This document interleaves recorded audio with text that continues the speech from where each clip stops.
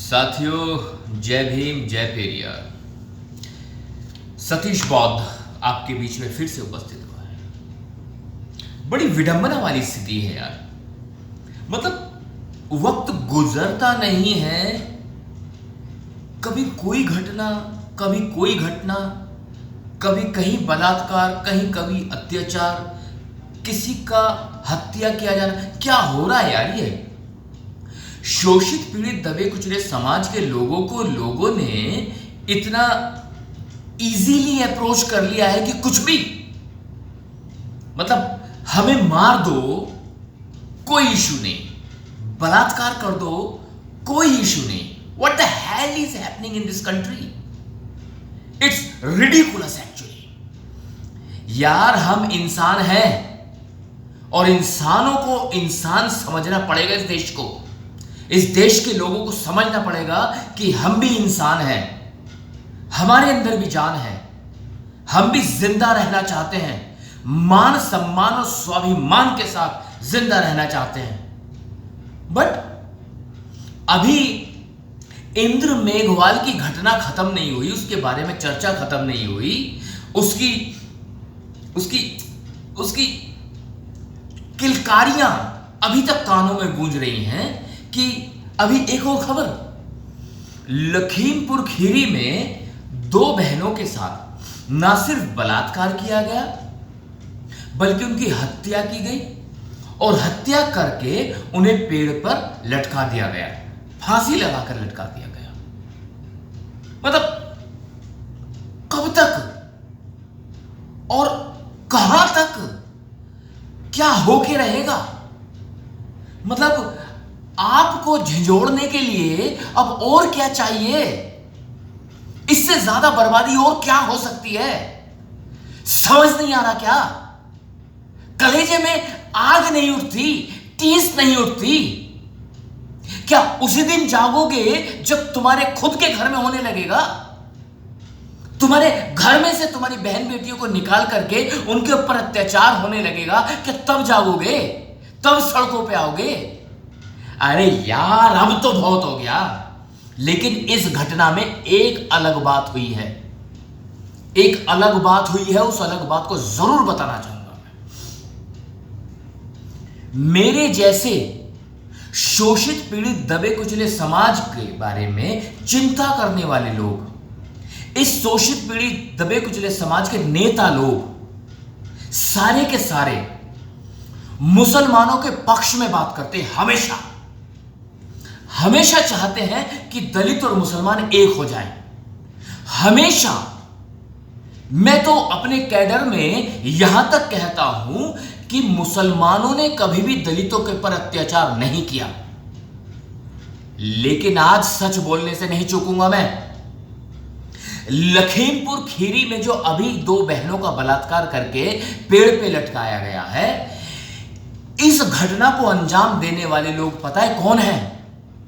पहला नाम है जुनैद पुत्र इज़राइल, दूसरा सुहेल पुत्र इस्लामुद्दीन, तीसरा नाम हाफिज उल रहमान पुत्र अजीज उल रहमान, चौथा नाम करीमुद्दीन उर्फ डीडी और पांचवा नाम आरिफ पुत्र मोहम्मद हुसैन।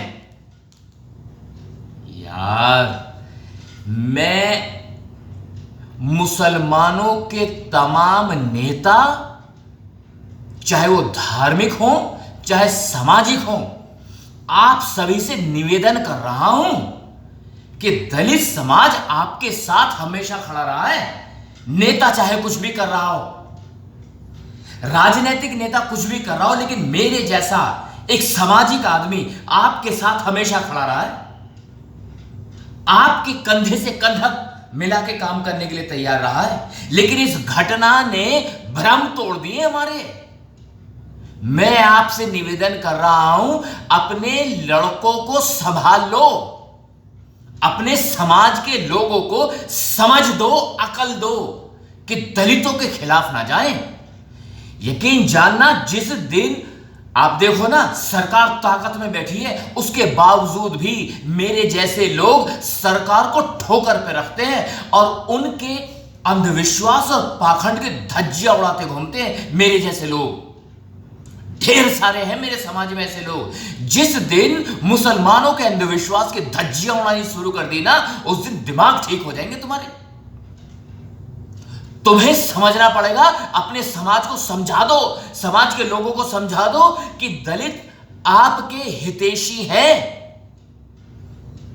प्रेम करते हैं आपसे, आपके साथ रहना चाहते हैं, मिलके इस मनुवाद के चक्र को उखाड़ के फेंकना चाहते हैं, इस मनुवादी सरकार को उखाड़ के फेंकना चाहते हैं। लेकिन अगर आपके समाज के लोग इस तरह की हरकतें करेंगे ना, तो देर नहीं लगेगी, हमें देर नहीं लगेगी। सवर्णों की तरह जो उन्होंने तुम्हें एकदम नेग्लेक्ट कर दिया है, हम भी कर देंगे।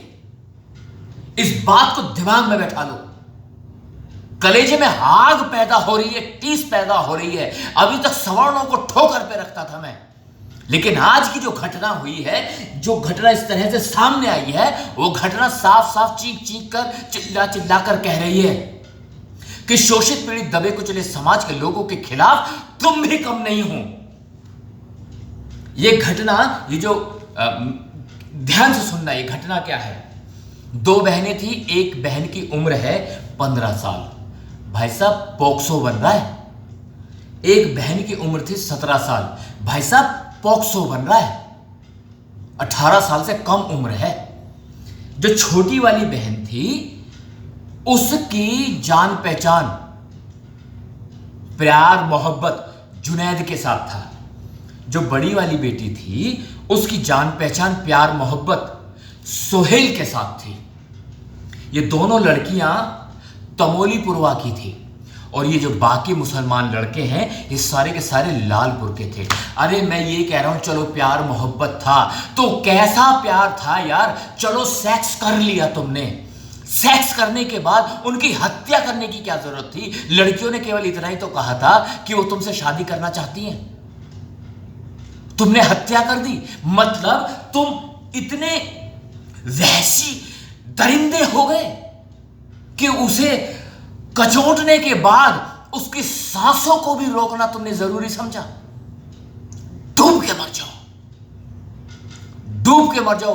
अगर ऐसी दोस्ती है जो हमारी बहन बेटियों के ऊपर उंगली उठाती हो, हमारी बहन बेटियों का बलात्कार करती हो और अत्याचार करती हो, हत्या करती हो, ठोकर पे में ऐसी दोस्ती, ठोकर पे, तुम्हें सोचना पड़ेगा, 1000 बार सोचना पड़ेगा। मैं फिर से कह रहा हूं, वो सारे मुस्लिम समाज के लोग जो दलित समाज के साथ जुड़ करके इस मनुवादी सरकार को उखाड़ फेंकना चाहते हैं, सुन लो ध्यान से, अपने लोगों को समझा दो कि दलितों के ऊपर अत्याचार ना करें, वरना जिस तरह से हमने सवर्णों को ठोकर पे रख रखा है, तुम्हें भी ठोकर पे रख देंगे, देर नहीं लगेगी। इस बात को समझ लो और दलित समाज के लोग भी समझ लो। हमारी बहन बेटियों की इज्जत इतनी हल्की नहीं है कि कोई भी ऐरा गैरा नत्थु कह रहा आ जाएगा।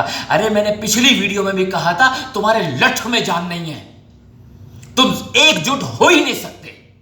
जिस दिन तुम एकजुट हो जाओगे, कोई तुम्हारी कौम के ऊपर आंख उठा के देख ले, किसी की औकात नहीं है। कलेजे में टीस उठ रही है, तुम्हें समझना पड़ेगा।